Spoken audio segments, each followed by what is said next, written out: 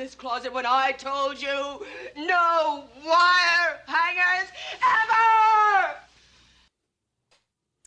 Maybe it was just me, but when I wanted to get under my mom's nerves, I'd call her Mommy Dearest. And oh, she just loved that.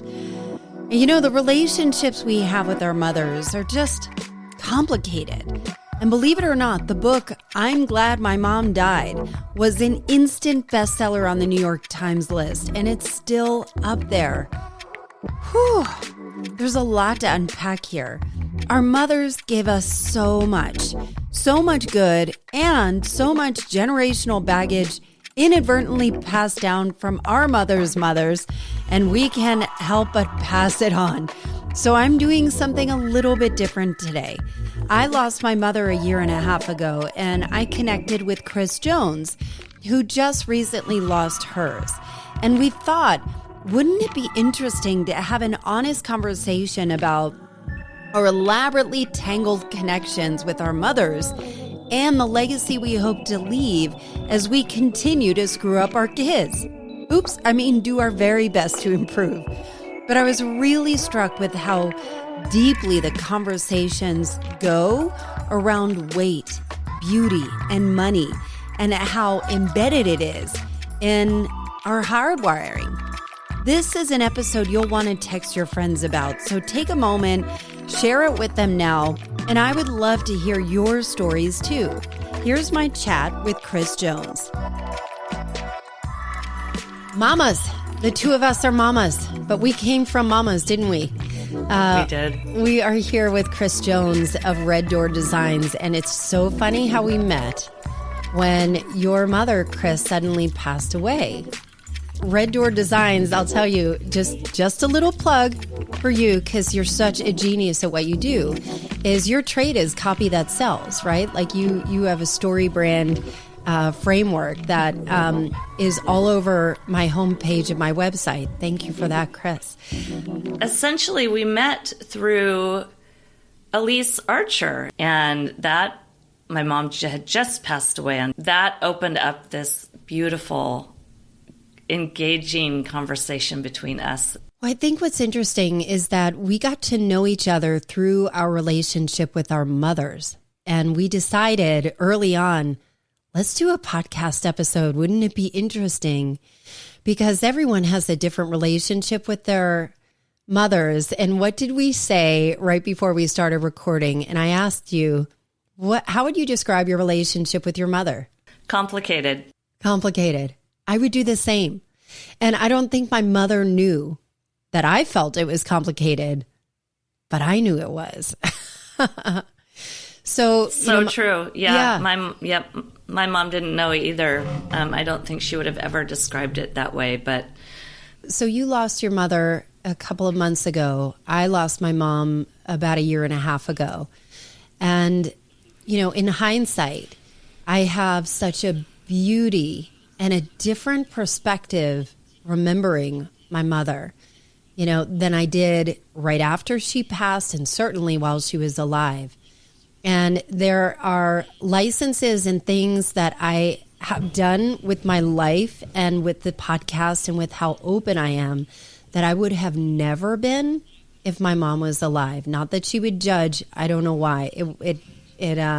Maybe her passing was her permission to me to just go all out. And I wonder, you're 2 months out. Where are you with your relationship with your mom today? One of the best things that happened for me is that when she began to pass, it did come unexpectedly. She suffered from pulmonary fibrosis and also Alzheimer's. So it wasn't That's like shock, a double death. But when she it was the double death, and she had both of those for the last 8 or 9 years of her life. And so in the end, it was not a high quality of life. What happened was she got sick, and really got sick to the point where my dad and I decided to call 911 and have her taken to the hospital. And they told us when she arrived at the hospital that she's not going to make it through the night. So we were not at all prepared for that. I mean, I thought she might have months or even maybe a week, but not even through the night was like, whoa. So that part of it was, of course, traumatic and so painful. But the beauty of it was that I got to be there with her during those final 30 hours of her life and hold her hand and walk her through that transition. And those 30 hours were the most healing, the most beautiful, the most connected, even though she could barely utter a word. So much healing happened for me in my heart. It was like, it was all about the love and the care between our connection, and all the gunk that I had, all the resentment, the anger, why'd you do this? And I wish that were different about you, or why aren't, all the gunk about our relationship was literally inaccessible. It was like we were swimming in an ocean, and that stuff that muddied up our relationship in the day-to-day, it just wasn't even accessible at all. I can't think of a good metaphor for it right now, but I would say that was like phase one of a monumental healing, was holding her hand and supporting her and nurturing her through that transition. And that allowed me to let go of a lot. And I think after she passed, it continued to melt away. I'm 2 months in, and I feel like it's not that I've forgotten everything. It's just that the love and the goodness that she is so much more prominent in my heart and mind than the other things. I got to write her obituary, and that happened just a few days after she passed. And it's like when your mom passes, and I'm sure you can relate to this, like there's all this stuff you have to do. Like there's paperwork and obituaries, and it's like it's a welcome busyness. I think that it's like distraction, but also like writing that obituary was another layer of like just focusing on the good and the beauty and the incredible woman that she was.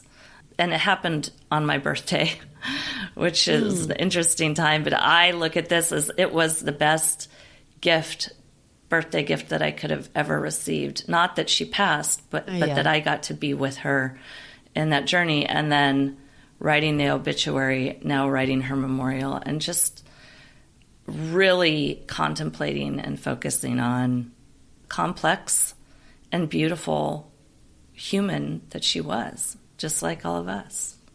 I understand what you mean by having some of the resentment melt away.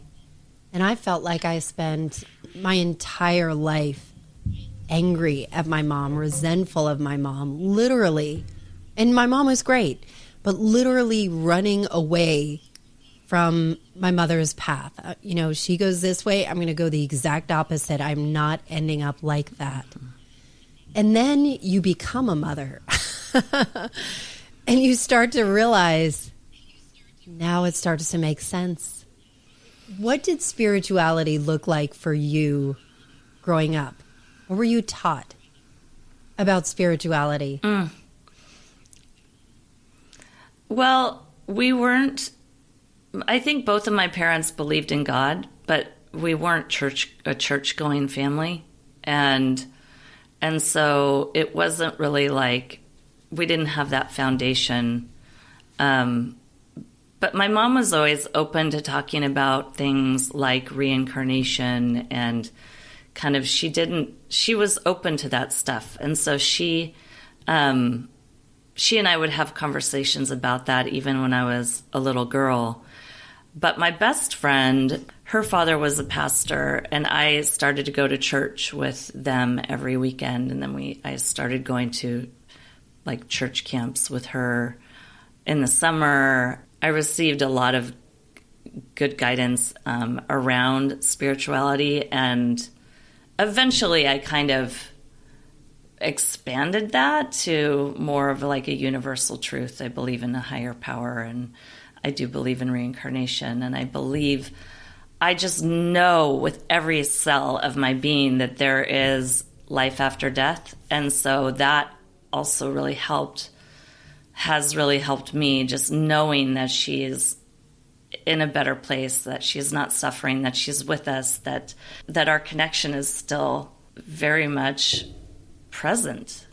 Yeah. How about you?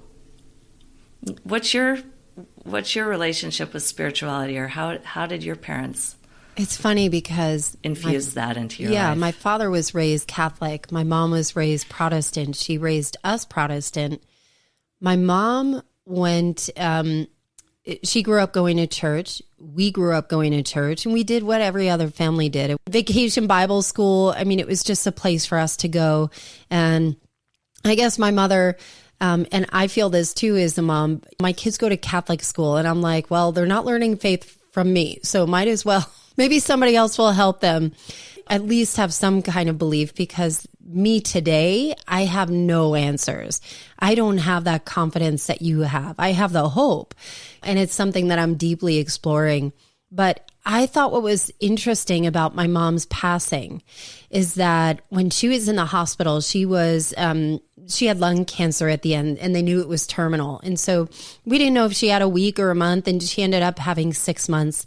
So we did have a really great, beautiful goodbye. Even though she was in pain, she died knowing her worth and knowing her value and knowing she was loved.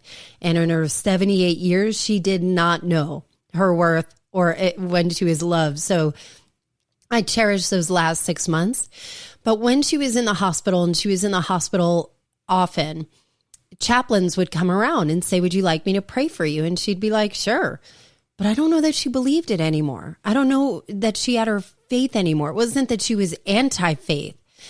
And when she passed, she didn't want a funeral. She didn't want any kind of church or formality or pastor. She just wanted a celebration of life. And it made me sad. You know, like you learn religion, spirituality, the origins of it from your parents of origin, whatever it is, whoever raised you. And to have her not rely on that, she never talked about like, maybe I get to see my parents again in heaven or my siblings, none of that. And again, I don't know if she didn't believe in it or just didn't talk about it, but I remember feeling very unsettled and sad that, like, from what I can see, she dies and that's it. She's cremated and that's it. What I believe and hope and feel is that my mother is with me. I feel her deeply, deeply, deeply right here. If you see me on video, I think it's my solar plexus. I don't know where any of the chakras are, but I think that's my solar plexus. But I feel her really deeply and powerfully. And if I could hear her, she'd be saying, go, Allison, go. And so is that true? I don't know, but that's what I'm believing in. And so I think how spirituality changes. Like some people get to the end and they're more steadfast in their faith. And some are so absolute. They're so confident. And some are like, and that is really weird to me. That's so weird to me. Like, what makes you sure? Like, how do you feel it in your bones, Kris?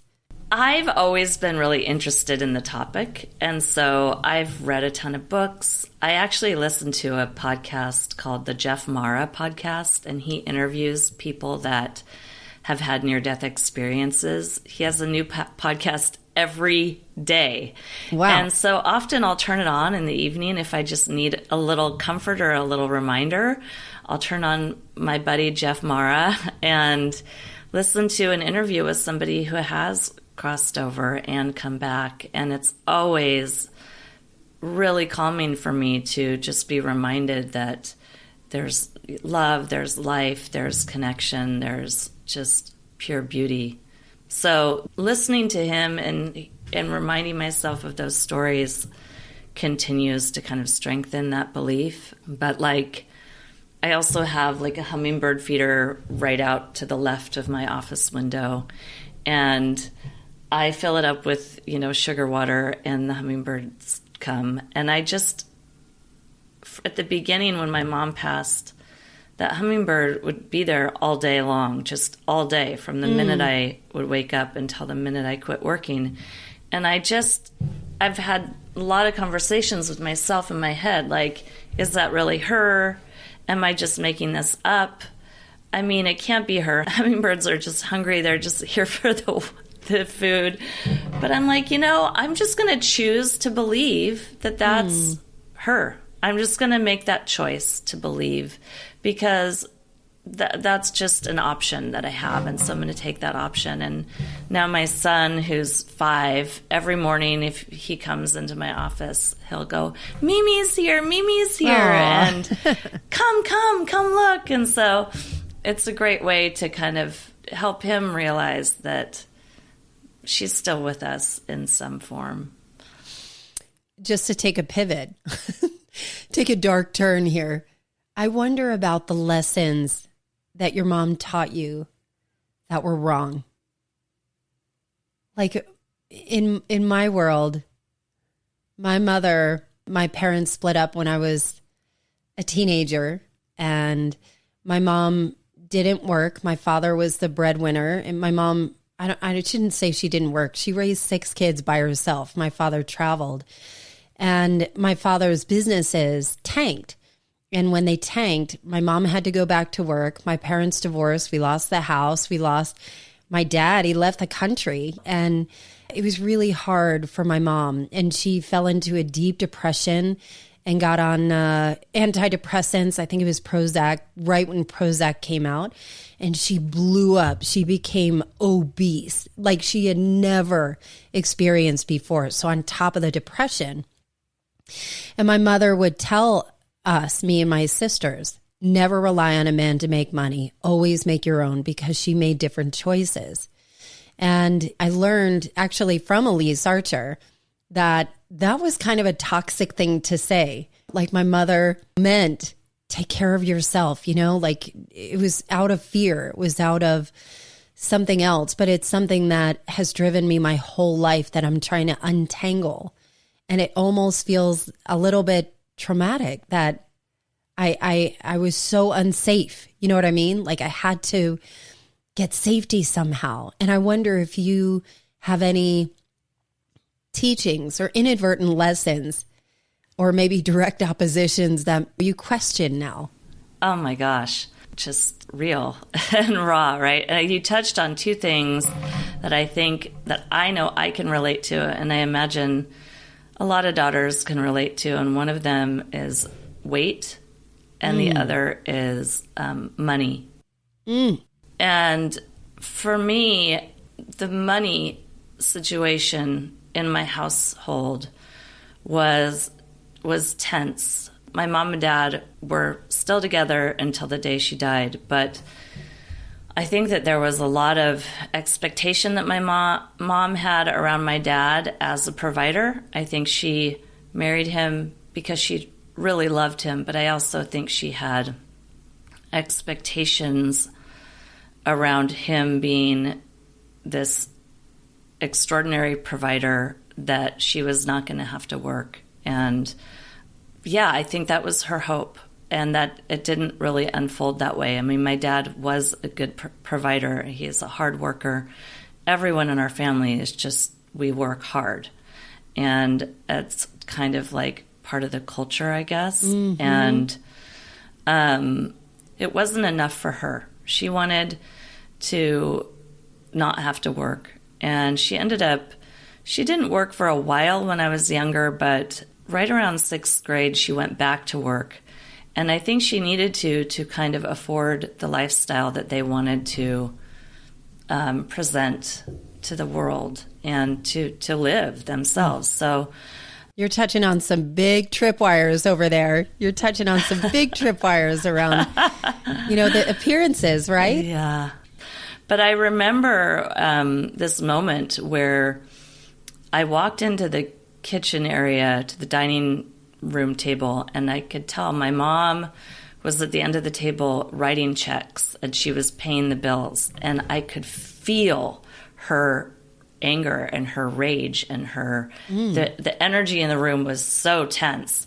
And it was just this, I think, feeling of like, oh my God, we've got to pay these bills and we don't have the money. And I was so young, I couldn't ask what was going on, but I could feel that. And there was like an undercurrent of there not being enough, not gonna be enough. And that is something that I am in the process of and continually unraveling for myself. But it's a process, and it's a big one that I inherited, I think, from my family and unraveling. I think that scarcity is probably way more common than anyone is willing to talk about openly, and or even to look at, because it's hard. It's really hard. And I'll tell you, this happened about a week ago. I left my corporate job a year ago and making a run at like building a whole new business out of scratch. And so financially, we're in a precarious position. And my kids said to me, Mom, can you please get a job so we can get a dog? And I was like, oh man, this has to end. This is like generational belief that has to end here. And so my husband and I huddled together and we sat the kids down and we said, Mommy's doing something really brave right now and really courageous. And like her getting a job doesn't solve the problem. And we all need to help. We all need to work on this together. And don't worry, you will get everything you want in the end. But we have to all be courageous and brave. And it was such a different conversation, because when you start to hear things like we can't afford or we aren't able to, like, and I could see the generational lessons being passed down of, I can't let me be the problem here. I needed to reframe this. And so I just think you're right. Like the money and the weight thing, especially like for women, we hear this a lot, that you have to take up as little space as possible, right? We have to be as skinny as possible in order to have worth and value. And even those conversations as a kid, my mother she never made comments about my body. I remember very early saying, I would hear people around me say, oh, I'm so fat, and they're 11.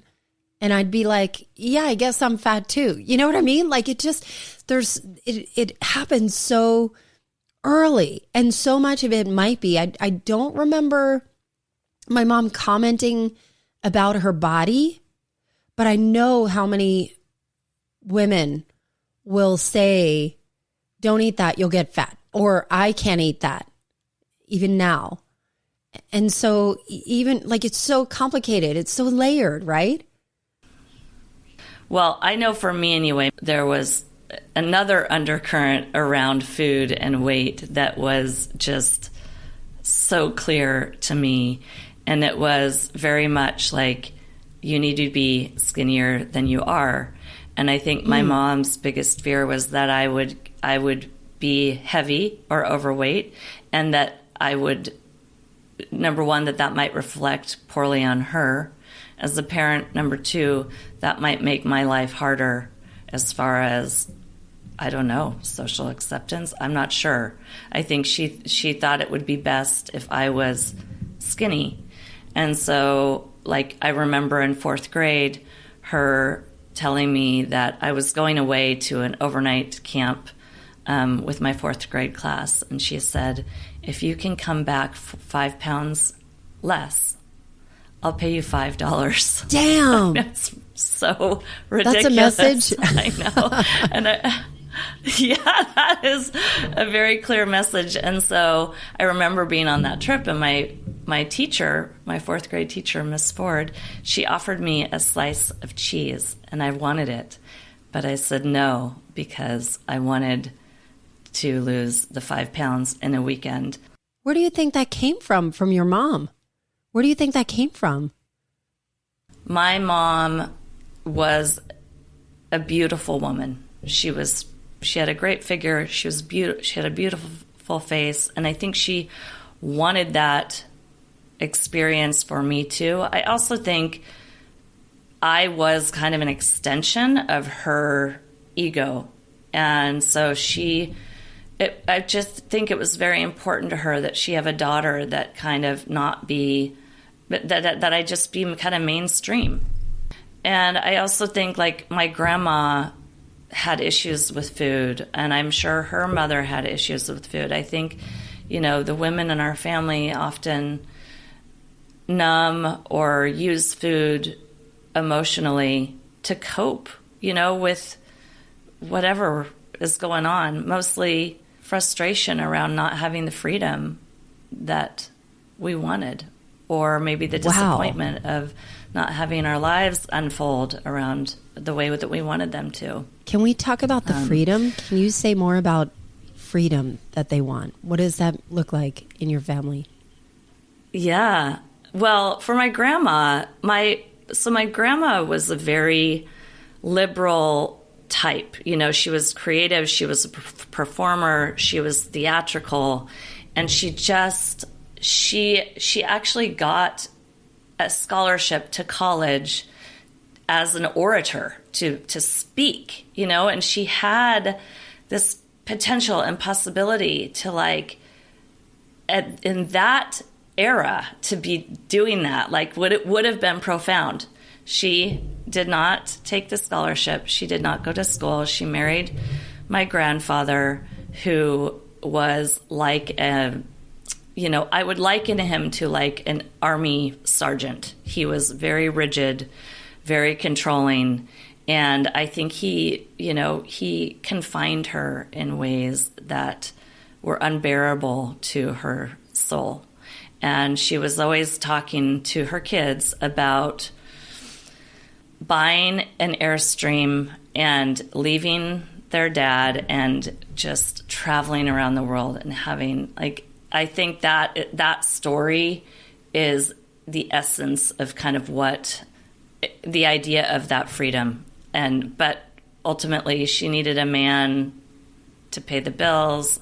She didn't have the courage to leave and just struggled, she just struggled. And I think that stuff kind of gets passed down through the lineage. The generations of women in my family have continually pushed things down, kept their truth a secret in order to keep up appearances, in order to make things look good and to kind of keep going with the way things are and not make waves or make disruptions, maintain this facade of happiness. God, that is so resonant. And I even think culturally, it has to be more common. And even the role of a woman, right? Like we're seeing this since the Me Too movement happened. We're seeing this unfold and change, do a complete about face in real time. And I wonder if you were to continue a mission as the legacy of your mother, what torch would you want to carry in her honor? Gosh, what a beautiful question. Let me think on that. I want to ask you that question. Damn it.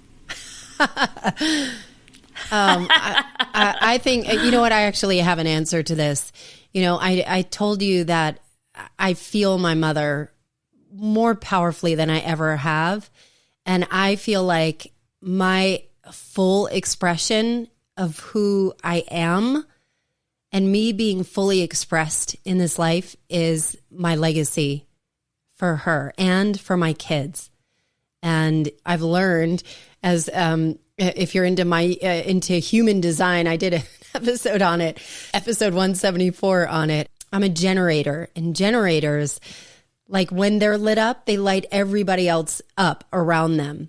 And so if that is my gift in the way that I'm designed, then I can't lose that. If I no longer hold back, if I say what's on my mind, of course, respectfully and with grace, but you know what I mean? But like if I'm fully expressed, then I think it would be the highest honor for my mom. I think, like I said, I think my mother went through her entire life feeling unworthy, feeling maybe comparing and feeling bad about herself.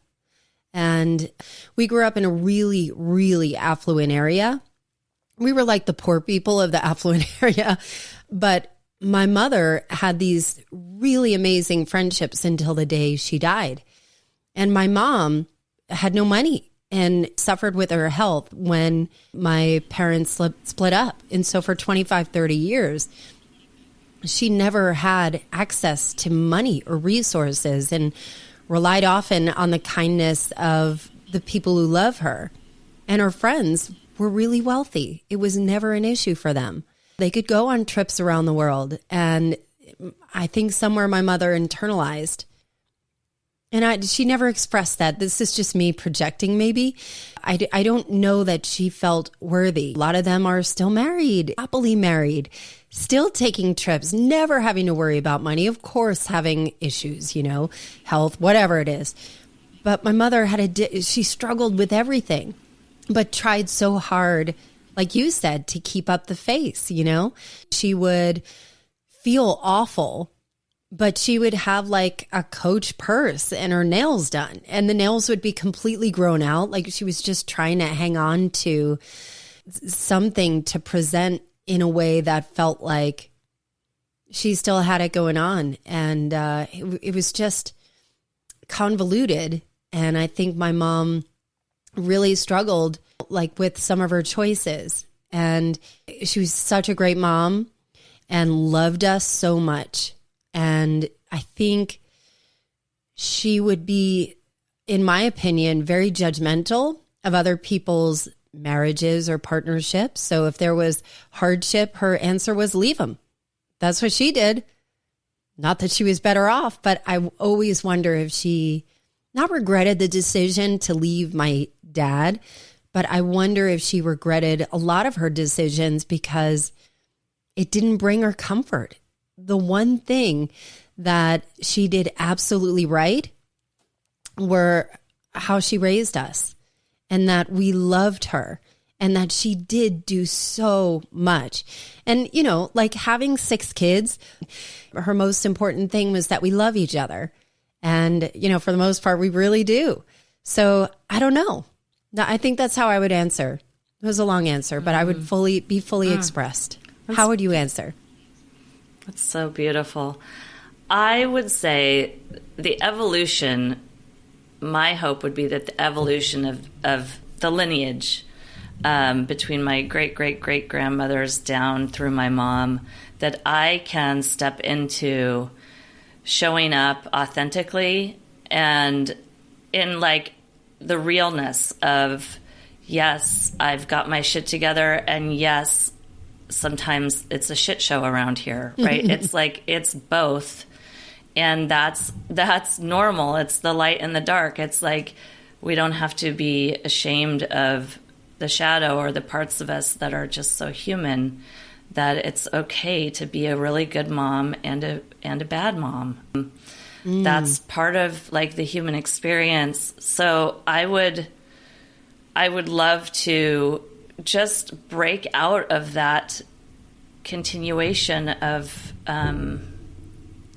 feeling like I have to show up with some kind of facade or filter the things that I say because I don't want people to think a certain way about me. Like, I think my learning and my growth, and I've always kind of fundamentally been like this, but I think we can all get better at it. And I'm getting better and better at it. But just being real, like, not sugarcoating stuff, or not when people say, how are you, being real about those answers. And I think also really learning to love my own body. And that is definitely also a work in progress. But I think that the weight and the food piece that I've inherited from my mom has been a lifelong journey of healing. Kris, I am so profoundly amazed by your self-awareness around this. And I'd love to end on this question. What about your mother would you love your son or your kids, if you have more, to know? Wow. Well, the beautiful thing is that my little guy is 5, and so he has a relationship with her.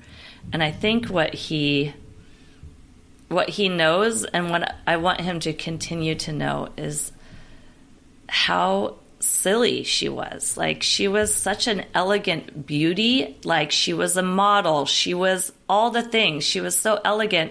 And you would not expect someone that beautiful and that elegant to be hilarious and silly. And so my hope is that he continues to see that in her and continue to know that about her, because I think that's what really bonded them together.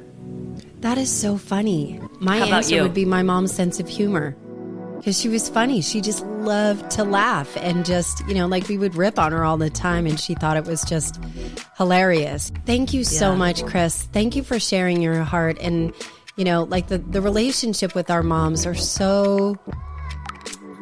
they're so deep, right? Like, they're so complex and so deep. And as you continue to do reflection, I'm really honored that you would share her stories and her memories and your own evolution with us, because I think it'll really help people feel not so alone. I'm grateful for you too. I appreciate all the wisdom and sharing that you shared today. So thank you. I love Kris Jones coming on and talking so honestly about her relationship with her mom and being able to share a little bit more about my story with my mom. And I wonder if you had any insights thinking about your own relationship to your mama. You can connect with Kris, and I've linked her info in the show notes.